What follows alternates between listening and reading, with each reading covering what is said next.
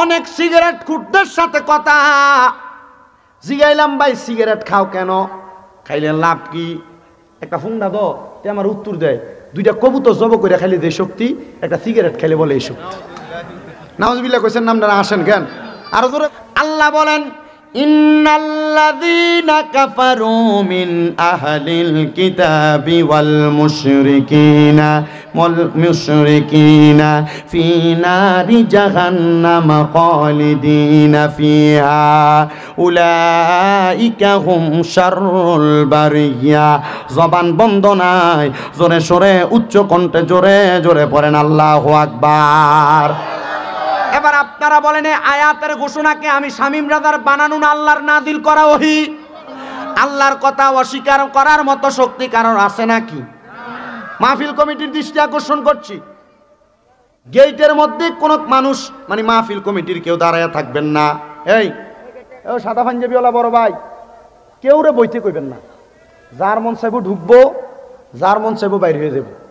কিন্তু আমার কথা হইল, বসতে যখন কইবেন দেখবেন হ্যাঁ নিজে জেগেতেছে। কারণ অনেকে রাস্তা দিয়ে যাওয়ার সময় মন চাইছে, মাহফিলে বসে গেছে, এজন্য কাউকে বসতে বলা যাবে না। আপনিও বসে যান, আপনিও বসে ওয়াজ শোনেন। মানুষ আসবে যাবে, এটা মাহফিলের সিস্টেম। কিন্তু আলহামদুলিল্লাহ এশারের নামাজের পরে মারহাবা মানুষ বেশি না কম? কথা কন, বেশি না কম? ওয়াজ শোনার জন্য কিন্তু হাজার হাজার মানুষ লাগে না। ওয়াজ শোনার জন্য যদি আমল করিন না হয় একজন দরকার। ওয়াজ শুনে বাড়িতে গেলেন, কান সুখ করলেন, ওয়াজের উপর আমল করলেন না, এমন হাজার শ্রোতা দিয়ে কোনো লাভ আছে? আর আমি ওয়াজে যদি মানুষ হেদায়েত হইতো, তাহলে আপনারা ফয়লগচ্ছর মসজিদের খতিব সাহেব প্রত্যেক জুমায় এক এক বিষয়ে ওয়াজ করে কি করে না? করেনি? তাহলে এই এক এক বিষয় যদি আপনারা আমল করতেন, তাহলে আপনারা এক একজন আল্লাহর ওলি হয়ে যেতেন। কি কথা কয় না? তো মানুষ এগুলোর উপর আমল ওই আবার কয়, আবার কয়, আবার কয়। এও সাদা পাঞ্জাবি, আপনি বইতে কোন কিনলে গিয়া? কারোর বইতে কোয়া যাইতে না। যার মন চাইবো আইবো, দাঁড়াইয়া থাকবো, যার মন চাইতো না ভিতরে বাইরে যাবো। ঠিক আছে না? মারহাবা, আমরা মানুষের অভাব আছিনি। আল্লাহ কবুল করো, আমিন কোন। গেছে গা। গভীর মনোযোগ দেন বাবারাম। তাহলে আমি যে আয়াত আপনাদের কাছে পেশ করেছি, আয়াত আমার কথা না, কথা বলেছেন একজন, তিনি কে? আল্লাহ তাআলা আমার জবান দিয়া বলায় আপনারা শোনেন। আল্লাহ বলেন, ইন্নাল্লাযীনা, নিশ্চয় যাহারা কাফারু, কুফরি করে। এই আয়াত এই তিনটা বাক্যের মধ্যে শেষ হবে। বলে হুজুর কি? ইন্নাল্লাযীনা কাফারু, এই তিনটা জায়গার মধ্যে আমার ওয়াজ শেষ, পরবর্তী জায়গায় যাব না। পরবর্তী জায়গায় গেলে সময় বেশি লাগবে। এ ইন্নাল্লাযীনা কাফারু আর লাস্টে আছে উলাইকা হুম শাররুল বারিয়া। এই জায়গার মধ্যে আমার ওয়াজ হবে, আপনারা একটু মনোযোগ দিয়া শুনবেন। আল্লাহ বলে, বান্দা যারা নিশ্চয় নিশ্চয় কুফরি করেছে তাদের ব্যাপারে আল্লাহ বলেন, উলাইকা হুম শাররুল বারিয়া। এই পৃথিবীর মধ্যে, আসমানের নিচে, জমিনের উপরে সবচাইতে নিকৃষ্ট মানুষ হলো তারা। ও বন্ধু, কুফরি করে কারা? আমি যদি আপনাদেরকে বোঝাইতে চাই, কুফরি করা হইল আল্লাহর কোরআনকে অস্বীকার করা। আল্লাহর কোরআনের মধ্যে আল্লাহ যা আদেশ করেছে তা মানা, ওই মানার বিষয়গুলাকে অস্বীকার করা কুফরি। আল্লাহ যা নিষেধ করেছে এগুলাকে বর্জন করা, বর্জন না কইরা এগুলা করার নাম হইল কুফরি। আল্লাহর সঙ্গে শিরিক করা, এটা হলো কুফরি। আল্লাহর হাবিব মুহাম্মদ মুস্তাফা সাল্লাল্লাহু আলাইহি ওয়াসাল্লামের ব্যাপারে সামান্য বিন্দু পরিমাণ আকীদার মধ্যে সন্দেহ করা কুফরি। মুসলমান মদ খাওয়া কুফরি, জিনা করা কুফরি। বলে হুজুর কেন এই কথা বললেন? হ্যাঁ, নবীজির হাদিস শরীফের মধ্যে দেখলাম আল্লাহর নবী বলতেছে, কোন মানুষ যখন নেশা করে, নেশা করার সময় তার ঈমান থাকে না, তার ঈমান তার কাছ থেকে চলে যায়। কোন মানুষ যখন জিনা করে, ব্যভিচার করে, মানে একজন পুরুষ বিবাহিত অন্য কোন নারীর সঙ্গে মেলামেশা করে, একজন পুরুষ অবিবাহিত একজন নারীর সঙ্গে মেলামেশা করে, এটা করা কুফরি। কি কুফরি? এবার 3 নাম্বার, কোন মানুষ কোন মানুষের নামে যখন গীবত করে, আল্লাহর নবী কয় ওই গীবত করার সময় তার ঈমান থাকে না। নবী গো কেন? নবী আমার বলতেছে গীবত করার কারণে সে মুনাফিক হয়ে যায়। ও মুসলমান, এই পয়ালগঞ্জ এলাকার চা দোয়ানে বইয়া বইয়া, মাথায় টুপিও আছে, শরীরও পাঞ্জাবিও আছে, চায়ের কাপের মধ্যে চুমুক দিয়া এই জনের বাড়ির নামে ওই জনের বাড়ির নামে গীবত কইন না বেড়া, আপনার এলাকায় নাই। এটা ওয়াজ কামে লাগবে মনে হয়নি। আজান দিলে সবার আগে মসজিদে যায়, আবার মসজিদের বাইরে এসে সুদের টাকা খায়। নাই নাই নাই, নামাজ হইল না রে তোর, নামাজের লইলি না খবর, ধরলি নামাজ পড়লি নামাজ সারা জীবন বড়, নামাজ হইল না রে তোর, নামাজের লইলি না খবর। আবার এমন বালা মানুষ সুদখোর হারামখোর আপনার এলাকাত নাই? আছেও কোন? আবার এই সুদখোরটিরে ধরে নিয়ে মসজিদের সভাপতি বানায়, সেক্রেটারি বানায়, এলাকার সর্দার বানায়। কথা কেন বিয়ের কারণে? আমি জিজ্ঞাসা করছি কয়েক এলাকায় সুদখোররা সভাপতি দেওয়ার কারণে। জিজ্ঞাইলাম কিরে তোরার এলাকার মসজিদের সভাপতি যারে বানাইছ তে তো তোরার এলাকার নাম করা সুদখোর, তারা কি লেগে বানাইলি? ক ভাই মসজিদের এসিডি দিয়ে সুদ করে দিছে, মসজিদের মুয়াজ্জিনের বেতনে সুদ করে দেয়, ভাই মসজিদের সামনের কাতারের টাইসে সুদ করে দিছে, জন্য বেডারে সভাপতি বানাইছে, ভাই মসজিদের যে কার্পেট গুলা লাগবে এটি আমরা সেক্রেটারি দিছে, বেটা সুদ করে লাগে সেক্রেটারি। কিরে গীবতকারী রে কেন তুমি তোমার এলাকার সর্দার বানাইলা? তিনি এই জায়গার কত ওই জায়গায় লাগাই। কই জানোস না বেটা, তার যে টাকার একটা ডিমান্ড আছে, একটা ধমক দিলে মানুষে কথা শুনে। কথা কই না কেন? আল্লাহর নবী রাহমাতুল লিল আলামিন নবী মুসনাদে আহমদের একটা হাদিস শরীফের মাধ্যমে জানিয়ে দেয়, হে নবীর উম্মতের দলেরা, কোন মানুষ যদি যাই না শুই না কোনো হারামখোরের সাথে, কোনো গীবতকারীর সাথে, কোনো কুফরি করনেওয়ালা কাফেরের সাথে সম্পর্ক রাখে, আল্লাহর কসম তার সঙ্গে সম্পর্ক রাখার কারণে ওই ব্যক্তি তার দরা ছোঁয়ার মধ্যে থাকবে, মানে তার খাসিয়ত তার মধ্যে কায়েম হয়ে যাবে। নবী আমার বলে উম্মত কিয়ামতের পূর্বে এমন একটা অবস্থা হবে, আমার উম্মতের মধ্যে একটা উম্মত বাদ থাকবে না যে তারা সুদের সাথে সংযুক্ত না। বলো হুজুর কেন? নবীজি রাহমাতুল লিল আলামিন নবী আপনার কাছে জানতে চায়, আপনার অনেক মুমিন উম্মত থাকবে, তারাও কি সুদ খাইব? নবী কয় যদিও সুদ না খায়, রাস্তা দিয়ে হাইটা যাওয়ার সময় সুদখোরের গায়ের বাতাস তারার লগে লাগবে। নাউজুবিল্লাহ কোন?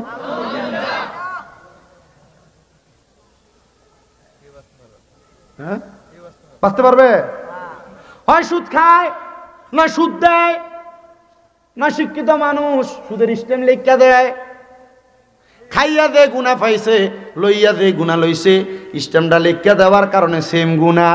বলে হুজুর এবারটা সুদও খায় না, সুদও দেয় না, লেখকেও দেয় না, এবারটা শুধু আপনার এলাকার হাদিসাব মানুষ বেটারে সাক্ষী রেখা তারা 2 লাখ টাকা দেয়, 3 লাখ টাকা দেয়, 1 লাখ টাকা দেয়, প্রতি লাখে বছর শেষে 30,000 টাকা।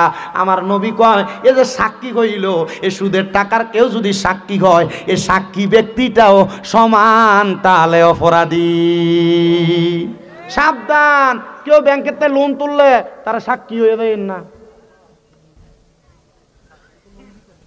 কিতা দিত না? লোন তুলতাম কি রে? ফান বেচ্চা খাম, মানুষের বাড়ির বাথরুম সাফ করে ভাত খাম। কি কথা কন না কেন?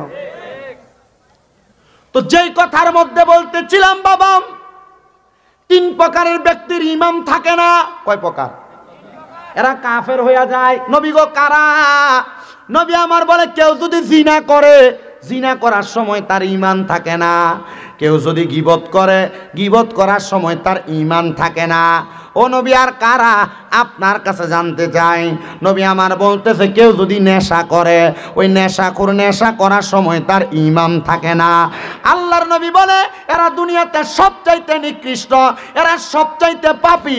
এবার আপনারা বলেন পয়ালগচ্ছ এলাকায় নেশাখোর নাই, বাবাখোর নাই, গাঞ্জাখোর নাই?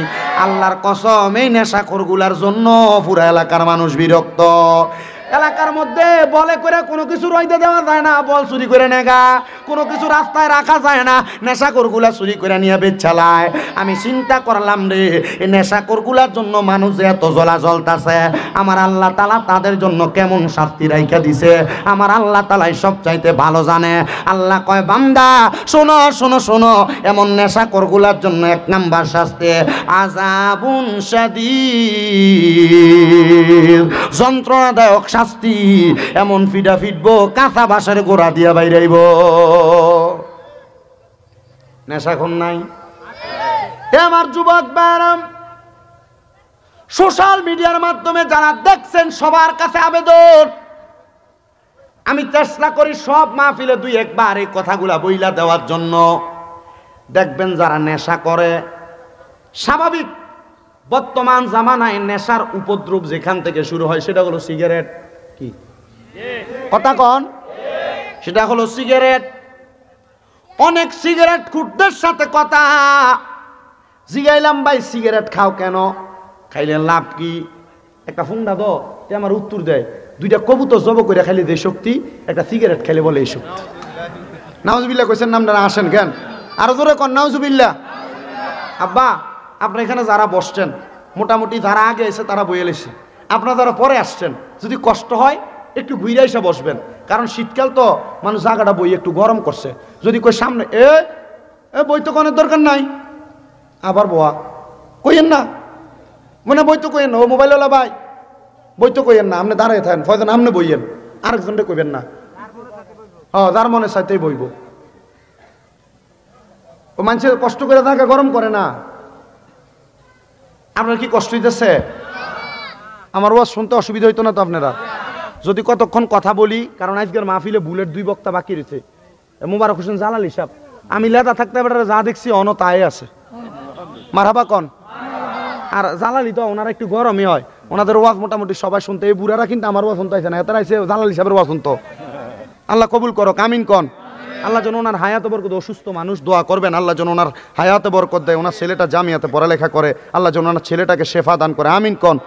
আরো জোরে কন আমিন। এরপরে এখানে তো আজকের মাহফিলে যিনি প্রধান অতিথি, আপনাদেরই এলাকার গৌরব, যিনি অলিতলা লতিফিয়া দরবার শরীফের পীর সাহেব হুজুর কেবলা মুফতি কাজী গোলাম মহিউদ্দিন লতিফি বারাকাল্লাহু ফি হায়াতি, ওনারা কিন্তু দেশ বিদেশে প্রেম বিলাইতেছে, ওনাদের মাধ্যমে ইসলামের মূল কাজ হইতেছে, ওনাদের মাধ্যমে হক্কানি রব্বানি ওলি এবং পীর চিনা যাইতেছে। আল্লাহ তাআলা হুজুরের হায়াতে বরকত দাও। এত আস্তে আমিন কইছেন কিপটামি কইরা, আর জোরে কন আমিন। তো সিগারেট খুরের উত্তর কি? মানে একটা সিগারেট খাইলে দুই কবুতরের শক্তি। আমি কইলাম তুই এই সিগারেট খানা শিখছত কার কাছে? হ্যাঁ কয় এক দোস্ত একদিন কইছিল, দোস্ত তুই তো খাস না, আজকে একটু একটা টান দিয়ে দেখ কেমন লাগে। এই সিগারেট খানা শুরুটা কিন্তু এখান থেকে হয়। কথা কন না কেন? আমি এক ডক্টরের বক্তব্য শুনে আমি অবাক হয়ে গেলাম। কিরে উনি কথা বলতেছে, বলে হ্যাঁ, যখন একটা ছেলে সিগারেট খানা শিখে তখন তার যে কোনো বন্ধু সে সিগারেট না খাইলেও বলে আজকে একটু খা, কিছু হইতো না, একটা টান দিলে কি হইব। কথা বলেন না কেন? এখান থেকে আপনার জীবন ধ্বংসের পথে যায়। এ যুবক ভাইরা, আজকে যারা পয়াল গচ্ছর জমিনে এ জান্নাতের বাগান মাহফিলের ইন্তজাম করেছো, তুমি কি নিজে ইচ্ছা করে এটা করতেছো? এই সিগারেট বন্ধ হয়ে থাকা, আরে মাইক বা থাক, এই বন্ধ হয়ে থাকা কি দিসটা মিশিয়ে দিসটা, তুমি মিশিংটা লাইরে দে প্রয়োজনে, একটা মিশিং এক চান্স হচ্ছে না, একটু কইরা দিতা, তোমার সাউন্ডও ঠিক আছে। আল্লাহ কবুল করক, জোরে কনা আমিন। ভাই সাহেব থাক, হাততাম না কইতাম, কারণ এতারা আমি আইতো গিয়ে কি কষ্ট দিতাম, আমরা যেমনে থাকেন বইয়ে থাকেন না, এমনি থাকে রাগ দেবো, কইয়া দেবো আপনারা কোন। আল্লাহ কবুল করক, জোরে কন আমিন, মোহাব্বতে কন আমিন। এই জন্য আপনাদেরকে এই যুবক ভাইরাম, যে বন্ধু তোমাকে বলবে সিগারেটটা একবার দেখার জন্য, একবার খাওয়ার জন্য, মনে করবা সে তোমার বন্ধু না, সে তোমার জাতিগত দুশ্মন, সে তোমার নেশার দিকে নিতেছে। তুমি যখন নেশা করবা, নেশা করার সময় তোমার ইমাম থাকবে না। যদি তোমার ইমাম তা থাকে, আল্লাহর কাছে তোমার কোনো দাম নাই, রসুলের কাছে তোমার কোনো দাম নাই, নবীর উম্মত ফেরেশতাদের কাছে তোমার কোনো দাম নাই। এবার বলেন নেশা কি করব না ছাড়ব? ও আল্লাহ, নেশার কারণে কত পরিবার ধ্বংস হয়ে গেছে, কত পরিবার ধ্বংস হয়ে গেছে। আল্লাহ কয় বান্দা শুনো শুনো, এই নেশা করার কারণে একটা মানুষের জীবন কেমনে বরবাদ হয়ে যায়। রোম দেশ এলাকার বড় মাপের একজন আল্লাহ তাআলার খাস ওলি, ওনার জীবনী থেকে কিছু কথা বললে আপনারা বুঝতে পারবেন। ওই আল্লাহর ওলি বলতেছে, আমি একদিন ফজরের নামাজ পড়ে রাস্তা দিয়ে হেঁটে হেঁটে যাচ্ছি, এমন টাইমে একজন যুবক আইসা একটা নামাজের মুসল্লা নিয়ে আসছে। এ আল্লাহর বান্দা, তুমি মনে হয় রোমের বড় মসজিদ থেকে নামাজ পড়ে আসছো? বলে হ্যাঁ। এ যে আমার হাতে নামাজের মুসল্লাটা দেখতে পাও, আমি এটা বেচছাম। আল্লাহর ওলি কই, কি রে, হ্যাঁ নামাজের মুসল্লা ব্যস্ত আনছে, মুসল্লা দেখতে দেওয়া যায় পুরান, তো যে ব্যক্তি মুসল্লা বেচে এ কি পুরান মুসল্লা বেচবো? নামাজের মুসল্লা হয় নামাজ। আল্লাহর ওলি ডাক দিয়া বলেন, এ বাবা, তুমি নামাজের মুসল্লা বিক্রি করার জন্য নিয়ে আসলা, কারণ কি তোমার কাছে জানতে চাই। হুজুর আমার টাকার দরকার, আপনি নামাজের মুসল্লাটা ক্রয় করবেন কিনা। ওই দিক দিয়ে ছেলের মা বলে, ফজরের নামাজের পরে আমি 2 রাকাত নফল নামাজ পড়ি, ফজরের পরে 2 রাকাত নফল নামাজ, এটার হুজুর কি কয়? এশরাক। কেউ কেউ এটা সুন্নত নিয়তে পড়েন। আল্লাহর ওলি ডাক, আল্লাহর ওলি উনি বলেন, আমি নামাজের মুসল্লাটা তার কাছ থেকে ক্রয় করলাম। ক্রয় করার পরে ওই মহিলাটা চিন্তা করতেছে, আমি নামাজ আদায় করব, আমার নামাজের মুসল্লাটা খুঁজে পাচ্ছি না। এমন টাইমে দেখলাম আমার ছেলেটা আমার ঘরে আসছে। জিগাইলাম, আমার সন্তান, তোমার কাছে আমি জানতে চাই, আমি যে নামাজ পড়তাম, তোমার বাবা ইন্তেকাল করার আগে আমি মহিলাকে নামাজের জন্য বাসর ঘরে যাওয়ার সময় এই নামাজের মুসল্লাটা উপহার দিয়েছিল। এ সন্তান, তোর বাবার শেষ কোনো সম্পদ আমি মায়ের কাছে ছিল না, একটা সম্পদ ছিল, এটা হলো নামাজের, মানে ওই স্ত্রীকে তার স্বামী বাসর ঘরে উপহার দিছিল। এটা কি উপহার দিছে? নামাজি। তার মানে দেওয়ার উদ্দেশ্য কি? বউ কি নামাজ স্মরণের লাগা না সারণের লাগা? কথা কন, কথা কন। আল্লাহর ওলি বলেন, ওই মহিলার খবর আমি জানি না, ওই মহিলা নিজে নামাজের মুসল্লাটা তালাশ করতেছে। মহিলা ডাক দিয়ে বলে, জগৎবাসী, আমার সন্তান যখন আমার ঘরের মধ্যে আসলো, জিজ্ঞাসা করলাম, ও আমার সন্তান নামাজের মুসল্লাটা কই? মহিলা কয়, আমার ছেলের একটা অভ্যাস ছিল, পুরা রুম এলাকার যত নেশাখোর ছিল নেশা করত, আমার ছেলে ছিল ওই নেশাখোরদের গুরু। নেশাখোরের এজন্য দেখবেন নেশাখোররা লাগে যখন কেউ ঝগড়া লাগে